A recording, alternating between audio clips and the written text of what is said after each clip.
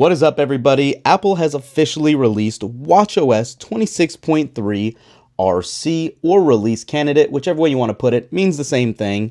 And that does mean this is typically the final release before it rolls out to everyone. In this video, I want to break down what's new, how the performance has been, and battery life and how it's looking, and really talk about if you should install this right now or not.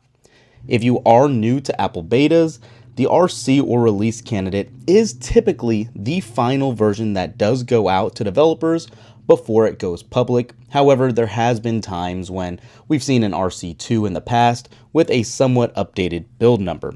And speaking of build number, if we go into settings, general, and about right here, you can see the RC for 26.3 has a full build number of 23S618. This does come from a C build that we were just sitting on prior. It is definitely good to see that it jumped B and went right to the RC. I really thought we might have seen a beta 4. Now, as long as all of this goes according to plan, no other bugs are really found, like I said, this should be out as soon as next week to the public. And then really, what a lot of people want to know is what's new in the RC. Considering the .3 releases historically, and even up to this point, have only been about refinements and stability, that has stood true for this RC.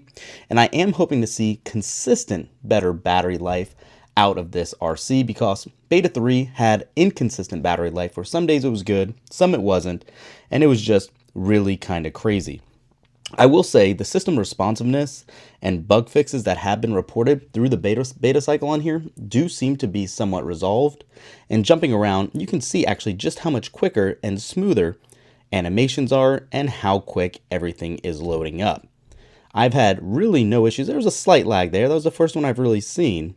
But jumping around and kind of going into all of your typical activities and whatever you might want, there hasn't been anything really noticeable issue-wise from these betas or this RC right now.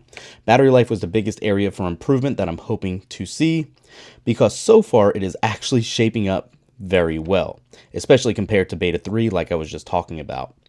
Obviously, the big question is, should you install it if you're already running the betas? The answer is always yes. This will be the one that does go public, like I said, here in the near future. Now, if you follow the channel regularly, you guys would know I'm a huge critic of actually watchOS right now, and just how stagnant it's really being, including not getting any new Siri features or Apple Intelligence. Hopefully with 26.4, that now should drop as soon as next week. That should come to Apple Watch, fingers crossed, and we can talk about some more features being added. Now, with this beta, as you can see, if you go under new watch faces, you actually won't see the new Unity ones that typically do drop with 26.3. Nothing new really shows up here, but if you scroll down and go to the actual Unity collection here, you can see for Black History Month, we do have this new Unity watch face right here. And if you want to see what it looks like, if we go ahead and just select it and add it to the Apple Watch, it should trigger any moment right here. Sometimes it doesn't, sometimes we have to actually swipe and select it, but there it goes. And then if you actually cover it up, you can see exactly, well, let's see. Is there not a standby watch face? There we go. So it just kind of dulls the display down. Nothing really too massive going on. It actually doesn't look like there's a standby watch face. How crazy is that? Let's go to edit this really quick and see. So you have red, black, and green. And then you also do have red, black, green, gold, and just all black. But what's interesting, and like I said, it looks like you can do two compilations on the top and bottom. But let's go ahead and just select this. Let's go back. That's actually surprising that there's not an always on display option for it. If you guys download this, let me know what you guys think for this watch face, or if you're even seeing a standby display. It should dull out, but you guys can see it's not giving us a good option right there.